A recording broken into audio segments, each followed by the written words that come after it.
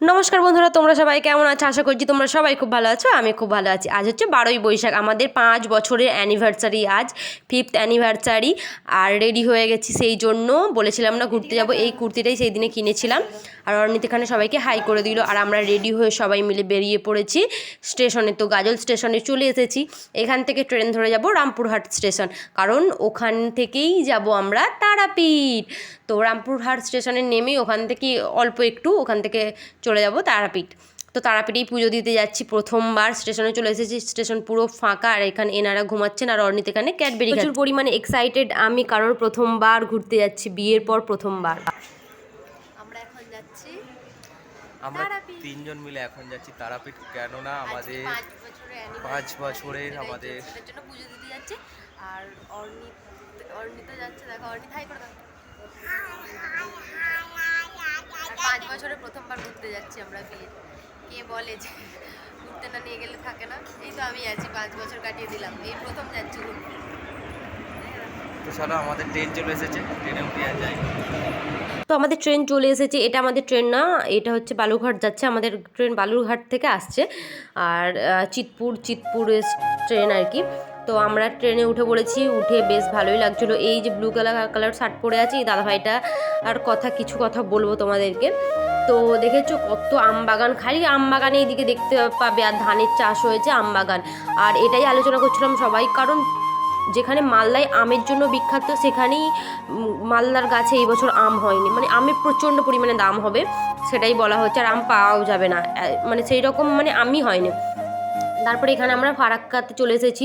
ফারাক্কাতে দেখো কত জল, একদিকে জল আর একদিকে চড়া পড়ে গেছে, একদম খুব সুন্দর লাগছিলো। এই ফারাক্কা মানে ব্রিজটা দিয়ে পার হলে খুব ভালোই লাগে দেখতে। এই ব্লু কালার শার্ট পরা দাদা ভাইটার কথা বলি, মানে খুবই ভালো মানুষ উনি। তো আমাদের কথা জানতে পেরে যে আজকে আমাদের অ্যানিভার্সারি, আমরা প্রথমবার যাচ্ছি পুজো দিতে, আমরা কিচ্ছু জানি না ওখানে। তো উনি একটা ব্রাহ্মণকে ফোন করলেন, ফোন করে বললেন যে এনাদের আজকে অ্যানিভার্সারি, আর আমাদের নাম বলে দিয়েছিলেন যে ভালো করে পুজোটা দিয়ে দেবেন। তো ওখানে গিয়ে ওনার হাত দিয়ে আমরা পুজো দিয়েছি, আর কোথাও দাঁড়াতে হয় না 1 সেকেন্ডের জন্য, কোনো মানে কোথাও দাঁড়াতে হয়নি, মানে 1 সেকেন্ডের জন্য অনায়াসে ভালোভাবে দর্শন করে ঠাকুরের মানে মায়ের কাছে আমাকে ভালোভাবে পুজো দিয়ে দিয়েছে। মাকে অনেকক্ষণ আমি ছিলাম ভেতরে, বেশ ভালো লাগছিলো। ওখান থেকে স্টেশনে নেমে পড়েছি, স্টেশন থেকে টোটোতে উঠে পড়েছি, পার হেড 40 টাকা করে নিয়েছিল। তো ওখান থেকে আমরা চলে যাচ্ছি, এটা ঘড়ির মোড়ে চলে এসেছি, এখানে লেখা আছে আই লাভ রামপুরহাট। তো এখান থেকেই চলে যাচ্ছি স্টেশন মানে তারাপীঠ মন্দিরের উদ্দেশ্যে, অনেকটাই ভেতরে, বেশ ভালো লাগছিল। আর অর্ণিতকে দেখো, এখানে অর্ণিত কী করছে, অর্ণিত ওর পাপা যা করছে ও তাই করছে, মানে পাপা সানগ্লাস পরছে ও সানগ্লাস পরবে, পাপা চুল ঠিক করছে ও চুল ঠিক করবে, বেশ ভালো লাগছে। আর প্রচণ্ড পরিমাণে গরম ছিল। তারপরে আমরা আস্তে আস্তে মানে যাচ্ছি, যেতে যেতে এই যে রাস্তাটা ওইদিকে চলে গেছে, এটা মেন রোড, আর এইদিকে বাঁ দিকে চলে যাচ্ছে এই যে হচ্ছে তারাপীঠ লেখা আছে ওখানে, এটা তারাপীঠ যাওয়ার গেট আর কি। তো এখানে যেতে যেতে প্রচণ্ড পরিমাণে ভালো লাগছিলো, কারণ চারিদিকে খা মাঠ আর মাঠ, মানে ধান চাষ টাস হয়ে আছে, কিছু কিছু জায়গায় চাষবাসও তো হয় না জলের জন্য। এই যে ওখানে আর একটা হচ্ছে গেট পেরিয়ে এলাম তারাপীঠের, আর বেশ ভালো লাগছে। এখানে চারিদিকে হোটেল হোটেল আর হোটেল, প্রচুর পরিমাণে হোটেল আছে, আসলে কোনো অসুবিধা হবে না। একটু নিজেকে সজাগ রেখে এখানে আসতে হবে, কারণ প্রচণ্ড পরিমাণে এখানে স্ক্যাম চলে। এই যে মেন গেট এটা তারাপীঠের, এখানে টোটো নামিয়ে দিল, এখান থেকে এবার তোমাদেরকে হেঁটে একটু ভেতরে যেতে হবে, একটু অল্প একটু সামান্য। তো এখানে প্রচণ্ড পরিমাণে স্ক্যাম হয়, রাস্তা থেকেই মানুষ জোর করে টেনে নিয়ে যাবে যে আমাদের কাছে চলো, কমে করে দেবো, দাঁড়াতে হবে না, মানে এইরকমভাবে বলতে থাকে ওরা। ওদের তোমরা কখনো কারো কথায় পাত্তা দেবে না, তোমাদের যেখানে যার কাছে ইচ্ছা মন সেখান দিয়েই পুজো দেবে। ডালা কিনে নিয়ে সাধারণ লাইনেও লাইন দিতে পারো, ভিআইপি লাইনও আছে, লাইন দিতে পারো। আর আমরা যেহেতু আবার সেই দিনই ব্যাক করব, কারণ আমাদের এইদিকে একমাত্র মানে আসার একটাই ট্রেন আর যাওয়ার একটাই ট্রেন ছিল, আর ছিল না গাজল স্টেশনে।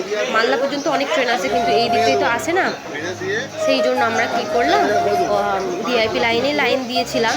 তো আমাদের কাছ থেকে 250 টাকা করে নিয়েছিল, দুজনের 500 টাকা, 300 টাকা করে বলেছিল। তারপরে এই যে এনাকে দিয়ে, এই ব্রাহ্মণ প্রচণ্ড পরিমাণে ভালো, খুবই ভালো মানুষ।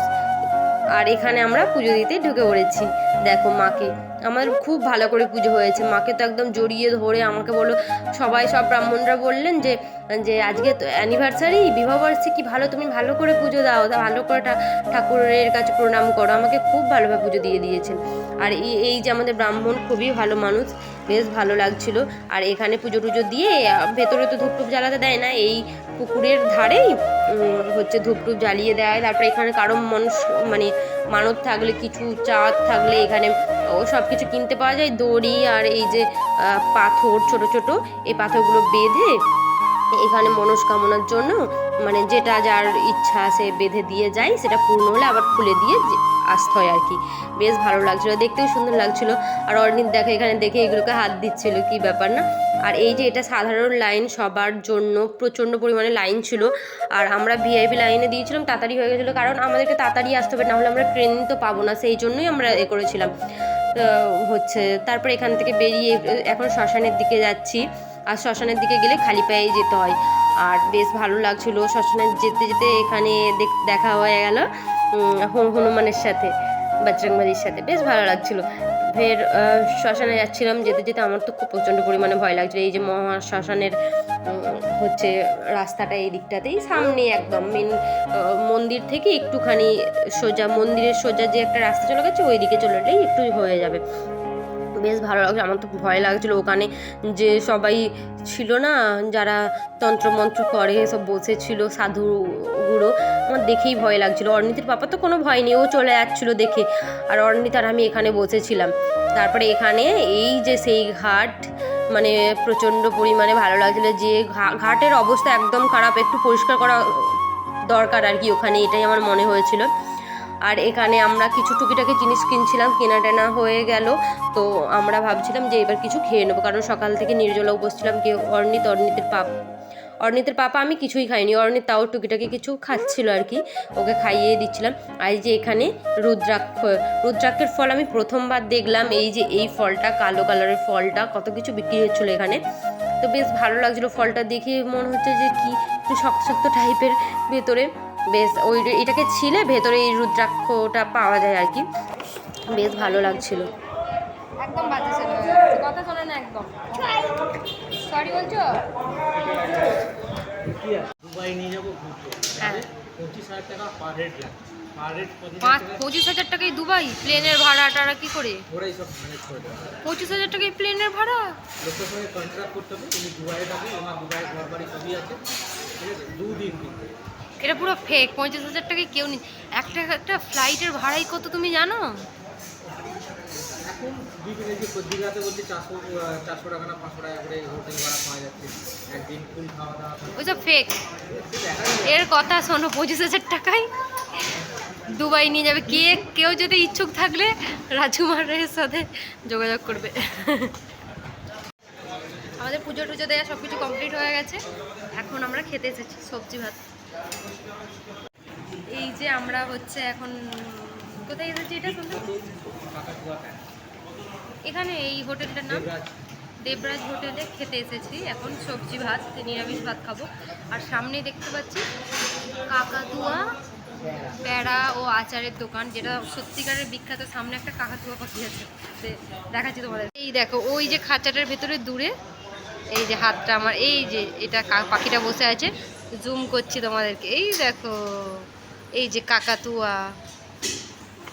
এই যে এই সবজি ভাত, এর মধ্যে ভাত আছে, আর এটা পেঁপে, পোস্ত, লেবু আছে, আর এটা কি ঝুরি আলু ভাজা, এটা পটল আলুর একটা সবজি, এটার ডাল। এটার দাম